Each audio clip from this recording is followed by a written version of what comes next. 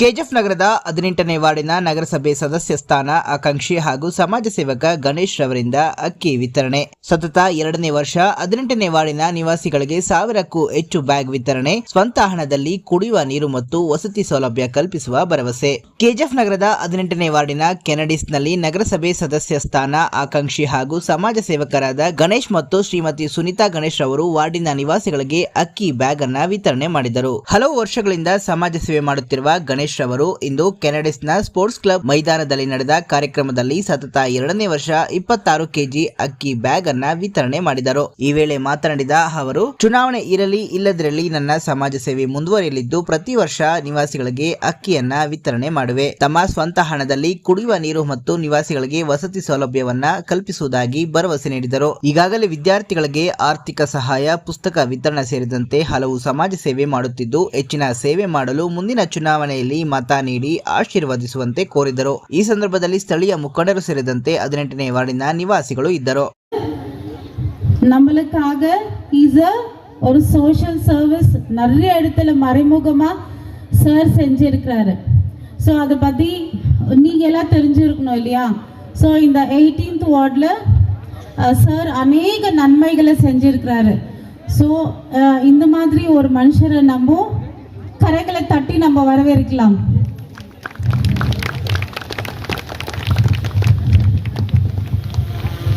Service செஞ்சு கொண்டு வருகிறாரு. Next இந்த 2 o'clock ஏன் சார் ஃபஸ்ட்டு டைமிங் வச்சார் அப்படின்னு சொன்னால், அநேக பேர் நம்ம சர்ச்சுக்கு போகிறதா இருக்கிறோம். சர்ச் முடிச்சுட்டு வந்து இந்த கிஃப்ட்டை கலெக்ட் பண்ணிக்கணும் அப்படின்னு சொல்லிட்டுக்காக சார் இந்த டைமிங் யூஸ் பண்ணார். ஸோ சாருக்கு நான் நன்றி செலுத்துகிறேன். நெக்ஸ்ட் வந்துட்டு சார் ஃபஸ்ட் டைம் நம்மளுக்கு அறிமுகமானது வந்து ஃபஸ்ட்டு சார் டைரி கேலண்டர்ஸ் வந்துட்டு நம்ம ஏரியாவுக்கு கொடுத்து ஒரு வீட்டில் வந்து அறிமுகப்படுத்தி நியூ இயர் விஷஸ் சார் சொல்லிட்டு போனார். அப்போ தான் சார் நம்மளுக்கு அறிமுகமானார். நெக்ஸ்ட்டு நம்ம வட்டாரத்தில் பார்த்தீங்கன்னா அநேக எம்ப்ளாயீஸ் விட டிசிஎல்ஸ் தான் அதிகமாக இருக்கிறோம் இல்லையா ஒரு வீட்டுக்கு.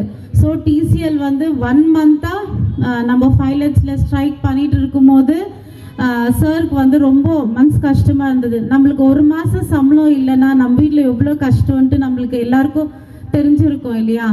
ஸோ வந்துட்டு சாரு தானியாக முன் வந்து நான் நம்ம ஏரியாவில் 18th வார்டில் இருக்கிற எல்லா டிசிஎலுக்கும் ஏதாச்சும் உதவி செய்யணும் அப்படின்ட்டு வாலண்டரியாக சார் நம்மளுக்கு அந்த உதவியை செஞ்சு கொடுத்துருக்கிறாரு. அதுக்காக நன்றி. சொல்லுவாங்க, நான் நல்லது செய்கிறேன்னு. இல்லை, நல்லது செய்கிறார், அத்தை நம்ம ஏற்றுக்கலாம்.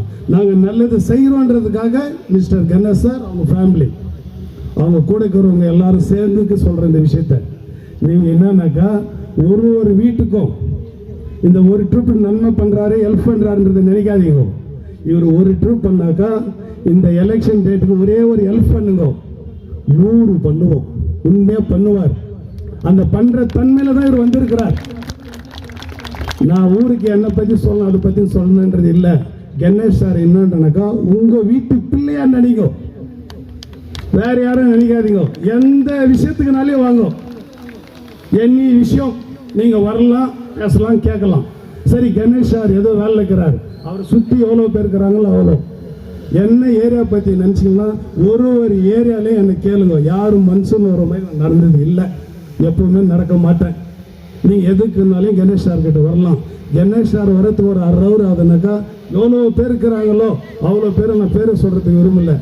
இந்த 3வது லைன் சரி, 5வது லைன் சரி, மில் பிளாக் சரி, யாரும் மனுஷன் வர மாதிரி நடந்து மட்டும் எல்லாரும் நல்லா இருக்கும். ஒரே ஒரு சான்ஸ் கொடுங்க. அடுத்த ட்ரிப்பு நீங்களே கணேஷ் சாரை தான் ஓனர்னு சொல்லுவீங்க. இதுதான் உண்மை. எனக்கு வரவேற்பு கொடுத்ததுக்கும் என் ஏரியா சார்பாக எல்லாம் என் ஏரியா தான், தனி ஏரியா இல்லை. அனைவருக்கும் என்னுடைய சந்தோஷமான நல்ல வாழ்த்துக்கள். இந்த தடவை கணேஷ் அண்ணனுக்கு கொடுக்கும்படி உங்களை அன்பாய் பணியோடு கேட்டுக்கொள்கிறோம். உங்கள் தேவைகள் ஏதாகவும் இருந்தாலும் சரி, நீங்கள் அண்ணன் ஃபோன் நம்பர் இருக்குது, நீங்கள் எப்போ ஃபோன் பண்ணி அவரிடம் பேசினாலும் சரி, இல்லை வெங்கடேஷ் அண்ணன் இருக்கிறாரு, இதோ அண்ணன் இருக்கிறாரு, உங்களுடைய ஃபோன் நம்பர் வாங்கி நீங்கள் கான்டாக்ட் பண்ணலாம். உங்களுடைய குறைகளை இந்த ஒரு தடவை உங்களுடைய வாக்குகளை கணேசன் எனக்கு கொடுக்கும்படி உங்களை தாழ்மையாக கேட்டுக்கொள்கிறேன். உங்கள் வீட்டு பிள்ளை, உங்களில் ஒருவர், உங்கள் சொந்தக்காரர், இந்த வட்டாரத்தின் ஒரு நண்பர், சொல்லிக்கொண்டு போனால் இன்னும் அதிகமாக சொல்ல வேண்டும். அவர் செய்த நன்மைகள் உங்களுக்கு தெரியும். பெம்மலில் டெம்பரரியாக பணிபுரிகின்ற நண்பர்களுக்கு துணையாக இருந்து உதவி செய்து வந்து கொண்டிருக்கின்றார். அதோடு இல்லாமல் பல சோசியல் ஒர்க்குகளை செய்து கொண்டிருக்கின்றார். அவர் இந்த பொங்கல் நல்ல நாளை சிறப்பாக நீங்கள் கொண்டாட வேண்டும். எல்லோரும் சந்தோஷமாக இருக்க வேண்டும். அவர் எப்படி சந்தோஷமாக இருக்கிறாரோ அதே போல இந்த வட்டாரத்தில் இருக்கின்ற அனைவரும் சந்தோஷமாக இருக்கின்ற நினைக்கின்றார். அவர் நம்ம இன்றைக்கு வாழ்த்தி வரவேற்கின்றோம். அவருக்கு என்ன செய்ய வேண்டும் என்று உங்களுக்கு தெரியும். அதை நீ செய்தால் போதும். இன்றைய அவர் செய்கின்ற உதவி, அவர் செய்கின்ற நல்ல காரியங்கள் எல்லாம் தொடர்ந்து நடக்க வேண்டும் என்று கடவுளிடம் பிரார்த்திக் கொள்கின்றோம். எனக்கு வாய்ப்பு கொடுத்ததுக்கு நன்றி செலுத்துகின்றேன். நன்றி.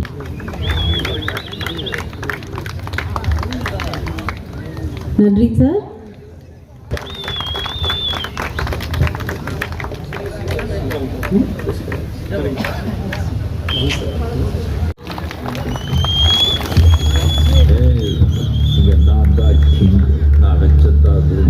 அந்த ரூல்ஸ் எனக்கு இஷ்டத்துக்கு அப்பப்போ மாற்றிட்டு அது கப்சி பண்ணி போட்டு ஃபாலோ பண்ணணும். அதை விட்டுட்டு ஏதாவது அடாவடித்தலை பண்ண நினச்ச உன்னை கண்ட துண்டமாக வெட்டி கழிச்சு போட்டுடுவேன்.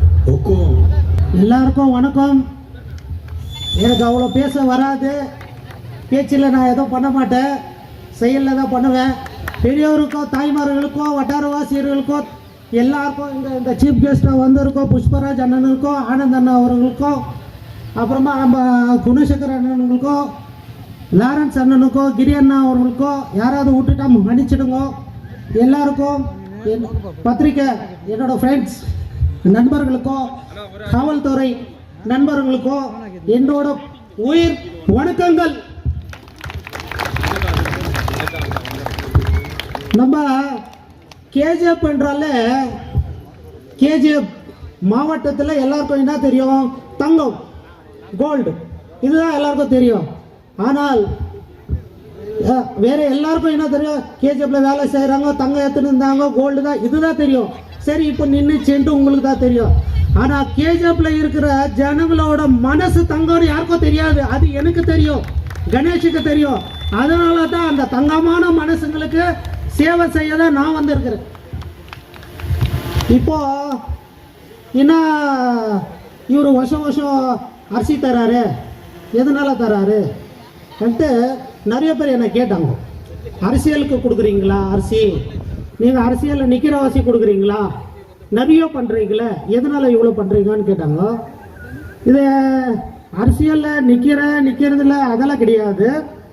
இப்போ நம்ம வந்து ஒரு குட்டி கதை சொல்கிறேன். 45-46 ஆச்சு இந்த ஏஜ் வயசு. நிறைய நான் கஷ்டத்தையும் பார்த்துக்கிறேன், சந்தோஷத்தையும் பார்த்துக்கிறேன், உலகமும் சுற்றி இருக்கிறேன். பணம் தேவைன்ற அளவுக்கு எனக்கு வந்து கடவுள் கொடுத்துட்டாரு. ஓகேங்களா? நான் பணத்தை சம்பாரித்து என் பசங்களுக்கு அப்புறமா முன்ன வர காலங்களுக்கே வச்சுன்னு போகிறது எதுக்குன்னு எனக்கு பிடிக்கல. நான் சம்பாதிக்கிறதுல பாதி என்னோட 18th வார்டு ஜனங்களுக்கோசரம் பண்ணணும்ட்டு நான் டிசைட் பண்ணியிருக்கிறேன். இத்தனை நாள் நான் வந்து ஒழிச்சது போதும், என்னோட வேலை மக்கள் பணியாக்க வந்திருக்கிறேன். இதுதான் என்னோட சோஷியல் சர்வீஸ். சரி, ஓகே.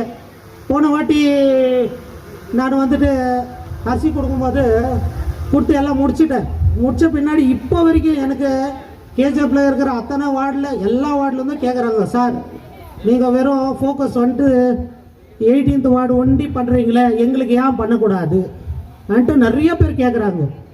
இல்லைவா, நான் என்ன பதில் சொல்கிறதுன்னு தெரியல. சரி, காலம், கட்டாயம், நேரம் எல்லாம் வரும்போது கண்டிப்பாக பண்ணலாம். ஆனால் மொத்த கேஜிஎஃப்கே பண்ணுறேன்னு சொல்லிட்டேன்னா என்ன வாழ விட மாட்டாங்க சில பேர். எனக்கு நிறைய குடைச்சல் கொடுக்குவாங்க. ஆனால் மொத்த கேஜிஎஃப்கே நான் அரிசி கொடுக்கணும்னு ஆசைப்படுறேன். இது நீங்கள் வந்து கடவுள்கிட்ட ப்ரை பண்ணணும், அவருக்கு சக்தி கொடுக்கணும், அவர் மொத்த கேஜிஎஃப்க்கு வந்து அரிசி கொடுக்கணும் அன்ட்டு நீங்கள்லாம் வந்து கடவுள்கிட்ட ப்ரேயர் பண்ண வேண்டியதான் என்னால் முடியும். ஓகேங்களா? ஆனால் எனக்கு ரொம்ப ஆசை இருக்குது. போன வருஷம் நான் அரிசி கொடுக்கும் போது எல்லாருக்குமே கொடுக்கணும், ஏன்னாக்கா நான் ஃபஸ்ட்டு இங்கே கொடுத்துட்டேன். ஃபஸ்ட்டு எனக்கு இந்த அரிசி பற்றி வந்து அவ்வளோ ஐடியா வரல. சரி வேறு ஏதோ பண்ணணும்னு தான் என்னோட ஐடியாவில் இருந்தது, மைண்டில் இருந்தது. திடீர்னு இந்த டிசிஎல் அவங்க அந்த நான் பர்மனெண்ட் அவங்களுக்கு அந்த ஸ்ட்ரைக் வந்துச்சு இல்லைங்களா, அந்த ஸ்ட்ரைக் வரும்போது அவங்களுக்கு அங்கே போய் எதுனா பண்ணலாம். நான் எது பண்ணாலும் அது வந்து அவ்வளோ பெரிய விஷயமா இருக்காது. பாவம் அவங்களுக்கு வந்து பர்மனெண்ட் ஆகணும், அதுதான் விஷயம். அது வந்து அந்த கடவுள் தான் பண்ணணும். என்னோட எப்பவுமே என்னோட பெஸ்ட் விஷஸ் அவங்களுக்கு இருக்கும். விரைவில் ஆகும்ன்ட்டு நானும் ப்ரே பண்ணினுக்கிறேன் அவங்களுக்கு. ஸோ அந்த நேரத்தில் அரிசி கொடுக்கும்போது தான் எனக்கு வந்து நிறைய பேர் சொன்னாங்க, என்னப்பா ஒரு 120 130 வீட்டுக்கு கொடுத்துட்டு விட்டுட்டே நாங்கள்லாம் சாப்பிடக்கூடாதா கேட்கும் போது தான் எனக்கு இந்த ஐடியாவே வந்துச்சு அரிசி கொடுக்கணுன்ட்டு. போன வருஷம் நம்ம கொடுத்தோம். இந்த போன வருஷம் கொடுத்ததுக்கு அப்புறமா எனக்கு ஏகப்பட்ட ஃபோன் கால்ஸ். இதெல்லாம் நம்ம வந்து வெளிப்படையாக சொல்லின்னு இருக்க முடியாது இப்போ இந்த சின்ன ப்ரோக்ராமில். ஆனால் கண்டிப்பாக என்னோட மனசில் ஆசை இருக்குது. நான் உண்மை சொல்கிறேன். மொத்தம் கேஜேப்புக்கே வந்து அரிசி கொடுக்கணும்னு எனக்கு மனசில் ஆசை இருக்குது. ஆனால் வந்து அது என்றைக்கோ ஒரு நாள் கடவுள் கண்டிப்பாக நிறைவேற்றுவாருன்னு எனக்கு நம்பிக்கை இருக்குது. ஸோ அதனால் வந்துட்டு நீங்கள் தயவுசெய்து உங்களுக்கு மிஞ்சது ஏதோ கிடையாது. நான் நம்புறது வந்து கடவுளை உங்களை ஒண்டி தான். நீங்கள் கடவுள்கிட்ட ப்ரே பண்ணுங்க, விரைவில் நடக்கும், கொடுத்துடலாம்.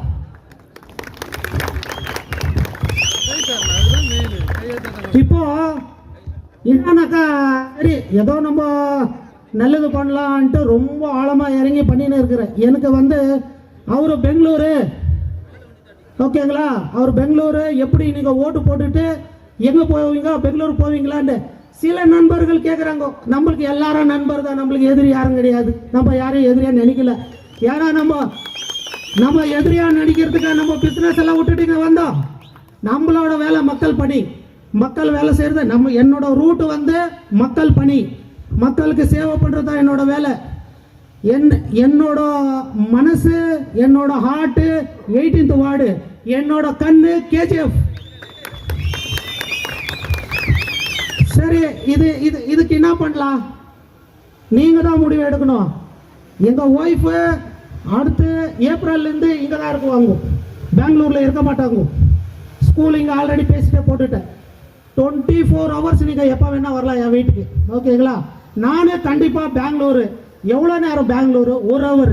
நான் அங்கே பிஸ்னஸ் பண்ண தானே இப்படி நான் ஃபுல் மீல்ஸாக பண்ண முடியும்.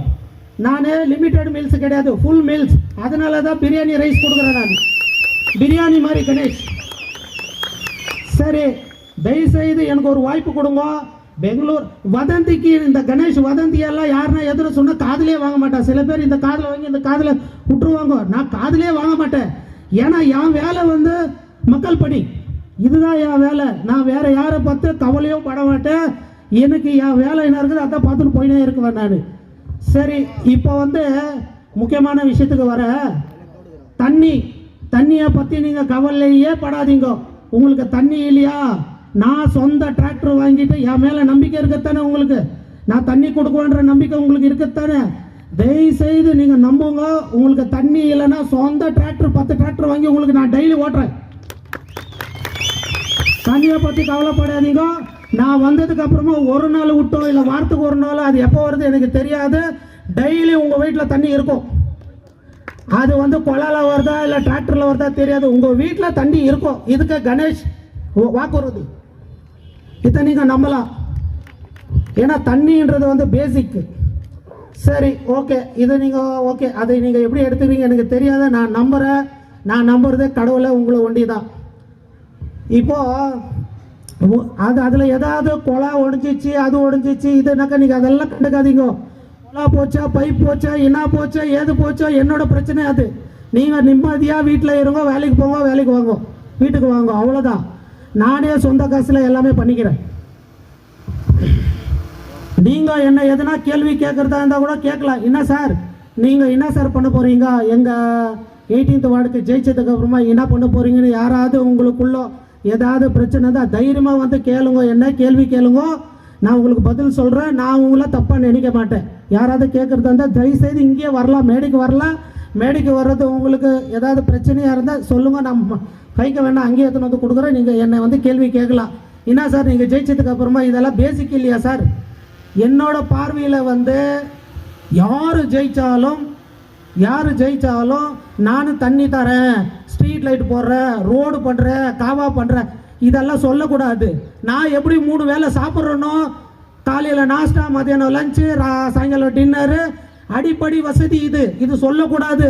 நான் ஓட்டு வாங்கினதுக்கு அப்புறமா கண்டிப்பாக பண்ணியே ஆகணும். இதையே சொல்லிக்கணும் 5 வருஷமா காலத்தை ஓட்டி போடக்கூடாது. இதை பற்றியெல்லாம் வந்து யாரும் என்னை கேட்கக்கூடாது. இதெல்லாம் தானாக பண்ணிடுவேன் நான். சரி, இதாச்சு. அடுத்தது என்ன பண்ண போகிறீங்க? அடுத்தது நீங்கள் ஸ்பெஷலாக எதுக்கு நீங்கள் இவ்வளோ பெரிய ஆள், நீங்கள் இந்த சின்ன இதுக்கு எம்சியாக வந்துக்கிறீங்கன்னு சில பேர் கேட்கலாம். நீங்கள் கேட்க மாட்டீங்கன்னு நினைக்கிறேன், நானே சொல்லிடுறேன். எதுக்கு இதெல்லாம் வந்து அடிப்படை வசதித்தான பேசிக் நீட்ஸ். யார் ஜெயிச்சாலும் பண்ணணும். இது என் பார்வையில் வந்து அந்த 5 வருஷத்துக்கு இஷ்டன்னு போகக்கூடாது. நீங்களும் பாவம் தங்கமான மனசு, உங்கள் கேட்டவுடனே ஓட்டு போட்டுருவீங்க. அதுக்கப்புறம் அவன் எப்போ ரோடு போடுறான், எப்போ லைட்டு கொடுக்குறான், ஸ்ட்ரீட் லைட் கொடுக்குறான், காவா பண்ணுறான்னு 5 வருஷம் நீங்கள் காத்துனே இருக்கணுமா? அதெல்லாம் இந்த கணேஷ் கிட்ட நடக்காது. நீங்கள் என்னை நம்பி போட்டிங்கன்னா அது தானாக நடந்துடும். நானும் சாப்பிட்றேன் இல்லை, அந்த 3 வேளை சாப்பாடு மாதிரி இந்த தொழிலை நான் எடுத்துக்கணும்.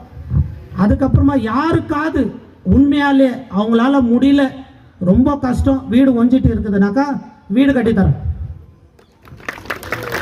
ஏன்னா நான் ஆல்ரெடி வந்துட்டு எல்லா சந்தில் ரவுண்ட் வச்சுட்டேன். நான் இப்போவே பார்த்துட்டேன், சில வீடெல்லாம் வந்து பாவம் ரொம்ப மோசமாக இருக்குது. இப்போ நான் திடீர்னு போய் பண்ணேன்னா மைன்ஸ்கார எல்லாம் வச்சிடுவோம். அங்கே கட்டும் போது தான் மைன்ஸ்கார வருவான். இது கட்டாத, வாடகை கட்டினியா, இது யாருது, என்ன எதுன்னு. அப்புறம் என்ன ஆகிடும் அவங்களுக்கு, நான் வீடு கட்டி கொடுக்குறேன்னு வச்சிடுன்னு சொல்லிவிட்டேன், அவங்களுக்கு இருக்கிறதுக்கு இடம் இல்லாத ஆகிடும். அதனால் வந்து எனக்கு ஒரு பதவி வேணும். எனக்கு பதவி நீங்கள் வந்து கண்டிப்பாக கொடுத்தீங்கன்னா நான் நம்புகிறேன், என்னை எம்சி ஆக்குவீங்கன்ற நம்பிக்கை எனக்கு இருக்குது. அது ஆகிட்ட உடனே அது பண்ணுறோம். யாருக்காவது உண்மையாலேயே வந்துட்டு அவங்களுக்கு படிப்பு ரொம்ப முக்கியம். படிப்பு தான் ரொம்ப முக்கியம். உங்களுக்கு வந்து உண்மையாலே படி வைக்க உங்கள் பசங்களை முடியலன்னா தயவுசெய்து என்னை கேளுங்க, உங்கள் படிப்புக்கு நான் வந்து உதவி பண்ணுறேன். மருத்துவம் உங்களால் முடியல, மிஸ்யூஸ் பண்ணிக்காதீங்க. உண்மையாலே உங்களுக்கு முடியலன்னா என்னை கேளுங்க, நான் அதுக்கும் உதவி பண்ணுறேன். ஓகேங்களா? அதுக்கப்புறமா வந்து இப்போ சில பேருக்கு வந்து இப்போ என்ன ஆயிடுச்சு, இறுதி கட்டியத்துக்கு வந்துட்டோம். நம்ம எல்லாருக்கும் வந்து இந்த 18th வார்டு விட்டு வேறு பக்கம் என்ன சொல்கிறாங்கன்னா, முக்கியமான விஷயம், நீங்கள் இல்லை, நீங்கள் வந்து முனிசிபாலிட்டி பிரசிடென்ட் ஆகுறீங்க, அதனால தான் இவ்வளோ அன்லிமிட்டடாக பண்ணிக்கிறீங்க, அந்த மாதிரி செலவு பண்ணிக்கிறீங்கன்ட்டு நம்ம மேலே அப்போ பிரச்சாரம் பண்ணுறாங்க. அதெல்லாம் கிடையாது. நான் என்னோட வேலை வந்து 18th வார்டுக்கு எம்சி ஆகிறதா வேலை, மற்ற வேலை கிடையாது. அதெல்லாம் ராங் இன்ஃபர்மேஷன். இது நீங்கள் புரிஞ்சுக்கணும். நான் என்னோட வேலை ஒண்டி வெறும் எம்சி ஆகிறது தான் என்னோட வேலை, வேற வேலை கிடையாது. எந்த எதனா நீங்கள் சொல்ல விரும்புகிறீங்களா? ஜெயிக்க வைக்க மாட்டீங்களும் எனக்குள்ள கூட ஒரு கேள்வி இருக்குது. ஆனால் நான் நம்புகிறேன் நீங்கள் என்ன ஜெயிக்க வைக்குவீங்கன்னு. நான் ஜெயிக்க வைக்க ஒரு வாட்டி எனக்கு வாய்ப்பு கொடுத்து பாருங்க. நான் அவ்வளோவா வந்து ஜாஸ்தி பேச மாட்டேன். நம்மளது என்ன இருந்தாலும் சைடில் பண்ணுறது தான் வேலை. சும்மா இந்த வந்து பேச்சிலேயே ரீல் விடுறதெல்லாம் நம்மளுக்கு தெரியாது. நான் என்னோட பிளட் அப்படி கிடையாது. ஓகேங்களா? நீங்கள் ஒரு வாட்டி வாய்ப்பு கொடுத்து பாருங்க. நான் செய்யலைன்னா என்னை தூக்கி கும்பத்தோட்டில் போட்டுருங்க, அவ்வளோதான். அப்புறம் முக்கியமான விஷயம், எல்லா வருஷமும் நியூ இயர் கிஃப்ட்டு இப்போ எப்படி நான் இந்த 2 வருஷமாக கொடுத்துன்னு இருக்கிறேனோ எல்லா வருஷமும் உங்களுக்கு இதே மாதிரி தான் நான் கிஃப்ட் கொடுக்குறேன்.